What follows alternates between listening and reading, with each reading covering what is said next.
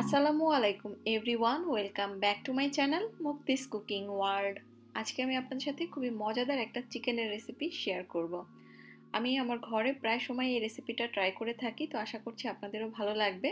তো চলুন দেখে নেওয়া যাক কিভাবে তৈরি করতে হয় এই স্পাইসি চিকেন ড্রামস্টিকটা।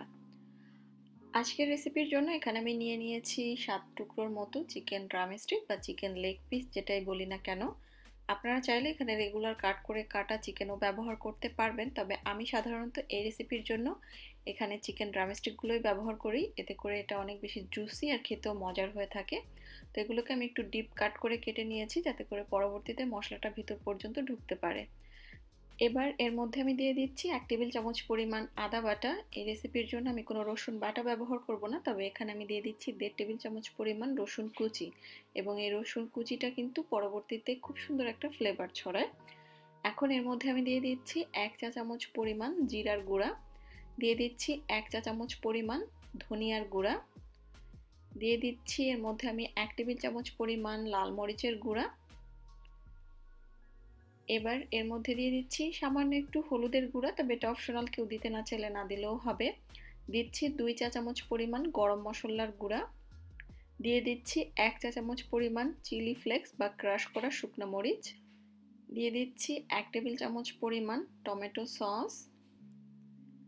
এবার দিচ্ছি 1 টেবিল চামচ পরিমাণ লেবুর রস, দিয়ে দিচ্ছি 1 চা চামচ পরিমাণ পাপরিকা পাউডার। এটা যদি হাতের কাছে না থাকে না দিলেও হবে, তবে দিলে সুন্দর একটা স্মোকি ফ্লেভার আসে। দিয়ে দিচ্ছি 2 টেবিল চামচ পরিমাণ পানি ঝরানো টক দই দিচ্ছি। এবার আমি এর মধ্যে স্বাদ মতো কিছুটা লবণ। এখন এই সব কিছু একসঙ্গে হাতের সাহায্যে খুব ভালোভাবে মেখে নিতে হবে, এবং চেষ্টা করবেন হাত দিয়ে মাখার জন্য, এতে করে মশলাটা খুব ভালোভাবে চিকেনের ভিতর পর্যন্ত ঢুকে যাবে। চিকেনটা মেখে নেওয়ার সময় কাটা অংশগুলোর মধ্যেও মশলাটা একটু ঢুকিয়ে দিতে হবে। তো ভালোভাবে আমি চিকেনটাকে সুন্দর করে মশলা সহ মেখে নিলাম। এবার এই চিকেনের টুকরোগুলোকে আমি একটা প্লাস্টিক র্যাপার দিয়ে র্যাপ করে নিচ্ছি, এবং এগুলোকে আমি 2 থেকে 3 ঘন্টার জন্য ম্যারিনেট করে রাখবো। সব থেকে ভালো হয় যদি হাতে সময় থাকে ওভারনাইট ম্যারিনেট করে রাখতে পারলে।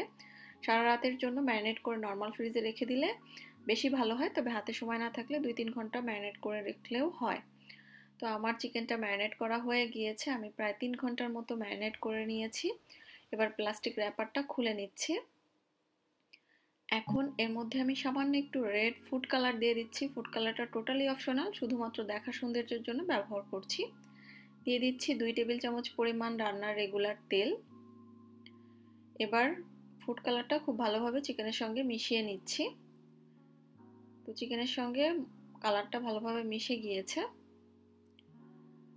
চুলায় আমি একটা গ্রিল প্যান বসিয়ে নিয়েছি। আপনারা চাইলে এখানে রেগুলার সসপ্যান, ফ্রাই প্যান যে কোনো প্যানই নিয়ে নিতে পারবেন। এবার এর মধ্যে আমি 2 টেবিল চামচ পরিমাণ তেল দিয়ে দিলাম। তেলটাকে ভালোভাবে ব্রাশ করে নিচ্ছি। এখন আমরা ম্যারিনেট করা যে চিকেন ছিল সেখান থেকে চিকেন লেগগুলো নিয়ে এক এক করে দিয়ে দিচ্ছি।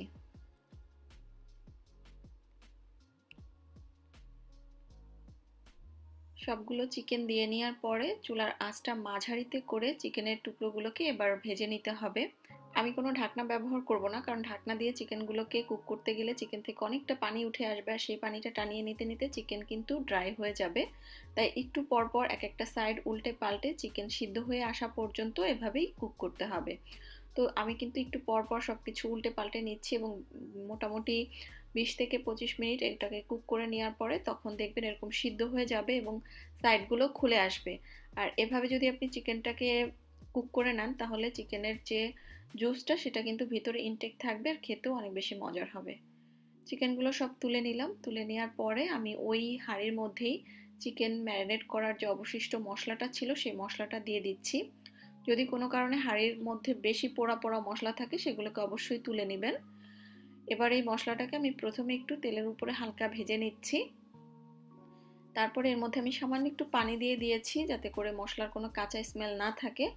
পানি সহ আরেকটু জাল করে নেওয়ার পরে যখন এরকম একটু তেলটা উঠে উঠে আসবে, ওই পর্যায়ে এর মধ্যে আমি দিয়ে দিচ্ছি 2 টেবিল চামচ পরিমাণ টমেটো সস। আর সসটা সহ আরও মিনিট খানেক আমি একটু জাল করে নিব। বেশ কিছুক্ষণ পরে যখন সম্পূর্ণ মশলাটার থেকে কাঁচা স্মেল চলে যাবে, তেলটা উপরে উঠে আসবে, ওই পর্যায়ে চিকেনের টুকরোগুলো দিয়ে দিচ্ছি। দিয়ে খুব ভালোভাবে উল্টে পাল্টে চিকেনের টুকরোর সঙ্গে একটু মিশিয়ে নিব। যখন সবকিছু ভালোভাবে মিশে যাবে ওই পর্যায়ে চুলা থেকে নামিয়ে নিতে হবে। আর এই তো তৈরি হয়ে গেল আমার খুবই মজাদার একটা চিকেনের আইটেম। আপনারা এই রেসিপিটা হুবহু ফলো করে দেখতে পারেন, ইনশাল্লাহ ভালো লাগবে। এটা আপনারা চাইলে পোলাওয়ের সাথে পরিবেশন করতে পারবেন, চাইলে নান, রুটি যে কোনো কিছুর সাথে আসলে পরিবেশন করতে পারবেন। তো আজকের ভিডিওটা আশা করছি ভালো লেগেছে। আজকের মতো তাহলে এখানে বিদায় নিচ্ছি। সবাই খুব বেশি ভালো থাকবেন। আল্লাহ হাফেজ।